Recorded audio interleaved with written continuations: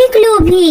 তুই এখন কিনা লোভ করে টয়াদের বেগুন গাছ থেকে বেগুন চুরি করতে এসেছিস। এই নে, আমি তোকে তোর প্রাপ্য শাস্তি দিচ্ছি। ওরে বাবারে, ওরে মারে, জাদুর বুড়ি, আমাকে তুমি ছেড়ে দাও।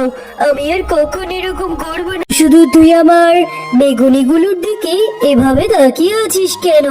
কেমনি কাকিমা, তোমার বেগুনি ভাজা গুলোর থেকে না অনেক সুন্দর ঘ্রাণ আসছে। কিরকম দেখে খেতে ইচ্ছে করছে। আমার হাতের বেগুনি ভাজা, ঘ্রাণ তো আসবেই। শুধু শুধু তাকিয়ে থাকলে হবে? দে দে, টাকা দে, টাকা দিয়ে বেগুনি কিনে নিয়ে খা। না কাকিমা, আমার কাছে যে কোনো টাকা নেই। আমি খাবো না, আমি এমনিতেই দেখছিলাম। খাবি না যখন এভাবে আমার বেগুনিগুলোর দিকে তাকিয়ে আছিস কেন? যা তো আমার দোকানের সামনে থেকে এখনই চলে যা। কাকিমা, তোমার এখান থেকে আমাকে একটা বেগুন দেবে? আমি আমার মাকে বলবো আমাকে বেগুনি ভাজি করে দিতে। না না, আমার এখান থেকে বেগুন দেওয়া যাবে না। বেগুনের যে অনেক দাম। তোর বাবা মাকে যে বলবি বাজার থেকে কিনে তারপরে বেগুনি ভাজা করে দিতে। যা তো এখান থেকে।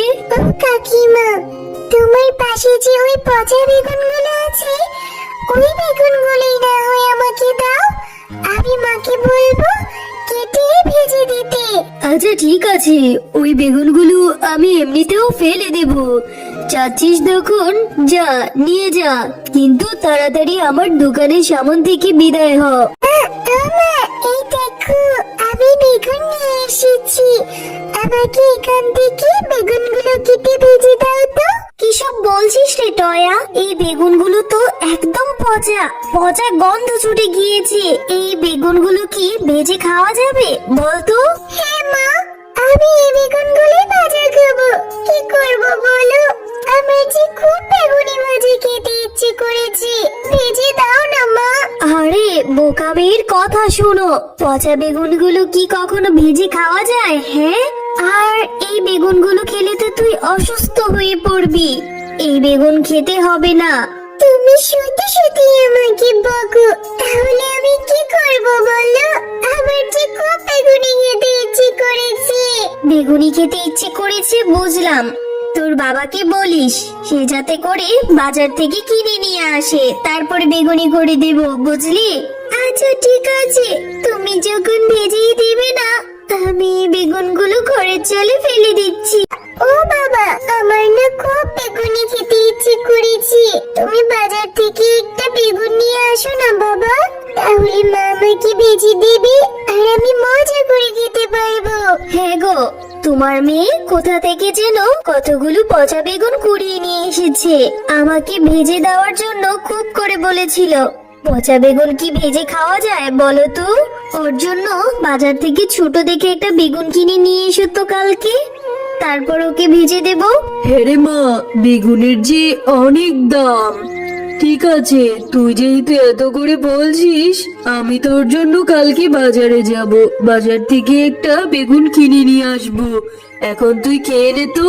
আচ্ছা বাবা, আমি এক্ষুনি ভাত খেয়ে নিচ্ছি। বাঘ মামা, আপনার দোকানের বেগুনগুলোর দাম কত? হ্যাঁ রে মেচকে, বেগুনের যে অনেক দাম। 1 কেজি বেগুন 200 টাকা কেজি। আরে বাঘ মামা, বেগুনের এত দাম হলে কিভাবে হবে? আমার মেয়েটা যে বেগুনি খাওয়ার জন্য বায়না ধরেছে। আমাকে একটা বেগুন দাও তো তুমি। একটা বেগুনের দাম একদম 80 টাকা হবে। এর একটাকেও কমে পারবো না। যদি তোর কাছে টাকা থাকে তাহলে 80 টাকা দিয়ে নিয়ে যা।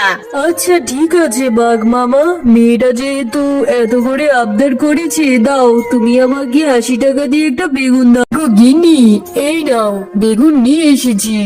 এবার আমার মেয়েটাকে কড়া করে বেগুন ভেজে দাও তো। আমি আজকে মজা করে বেগুন ভাজা দিয়ে ভাত খাবো। বেগুনটা যে আনলে তুমি বাজার থেকে দেখে আনবে না? দেখো তো, পুরা বেগুনটাই নষ্ট। এখন আমি এটার থেকে কি ভাজবো বলো তো? এখান থেকে তো কোনো অংশটুকু নেওয়ারই সাধ্য নেই। হ্যাঁ গো গিন্নি, দেখতেই তো পাচ্ছি। তাহলে বাঘ মামা আমাকে এভাবে ঠকিয়ে দিল, মেয়েটাকে আমি কি জবাব দেব গিন্নি? ওসব নিয়ে তুমি ভেবো না গো, আমি ওকে বুঝিয়ে বলবো। দাও তো আমার বেগুনি ভাজিগুলো দাও, আমি আজকে বেগুন ভাজা দিয়ে মজা করে ভাত খাবো। হ্যাঁ রে মা টয়া, তোর বাবা যে বেগুনটা এনেছে, বেগুনের ভিতরে পুরো অংশটুকুই পচা ছিল আর পোকা ধরা ছিল। ওইখান থেকে কেটে কোনো অংশ নেওয়ার সাধ্য ছিল না রে মা। কিসব বলছো মা? আমি কত আশা করে বসে আছি, আজকে আমি বেগুন ভাজা দিয়ে ভাত খাবো। মারে, তোর বাবা টাকা জমিয়ে আবার অন্য দিন এনে দিবি, এভাবে কান্না করিস না মা, খাবারটুকু খেয়ে নে।